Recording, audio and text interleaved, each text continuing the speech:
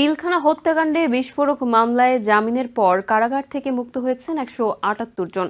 বৃহস্পতিবার সকাল থেকে একে একে 178 জন জামিনে মুক্ত হয়ে কারাগার থেকে বেরিয়ে আসেন।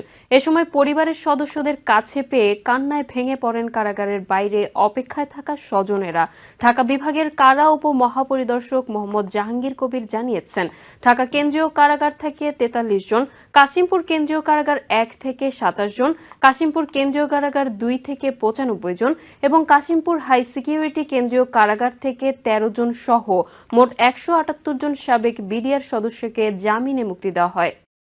2009 সালের 25 ফেব্রুয়ারি সকাল 9টা পিলখানায় দরবার হলে শুরু হওয়া বৈঠকে অতর্কিত হামলা চালায় বিডিআর সদস্যরা। ওই ঘটনায় 57 সেনা কর্মকর্তা সহ নিহত হন 74 জন। পিলখানার 4 দেয়ালের ভেতরে নৃশংস এই হত্যাকাণ্ড প্রকাশ পেতে সময় লেগে যায় আরও 2 দিন।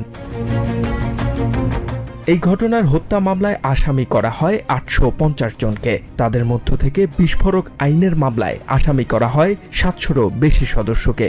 হত্যা মামলায় বিচারিক আদালতের রায়ের পর মৃত্যুদণ্ড ও যাবজ্জীবন ছাড়াও বিভিন্ন মেয়াদে সাজা দেয়া হয় 228 জনকে ও 283 জনকে খালাস দেয় হাইকোর্ট। হত্যা মামলা থেকে খালাস পাওয়ার পর বিস্ফোরক মামলা থেকে জামিন পেতে আদালতের দ্বারে দ্বারে 16 বছর ধরে ঘুরতে হয়েছে ভুক্তভোগী পরিবারগুলোকে। দীর্ঘ 16 বছর পর জামিন পেলেও পরিবারগুলো হারিয়েছে আর্থিক সচ্ছলতা, নষ্ট হয়েছে সামাজিক অবস্থান।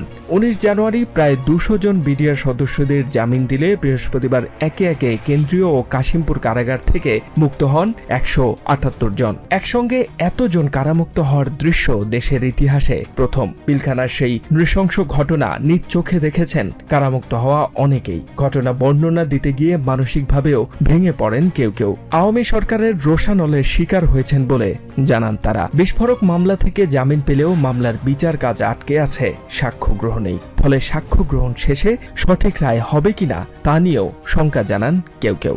HM. Ataullah, TVN 24 news desk.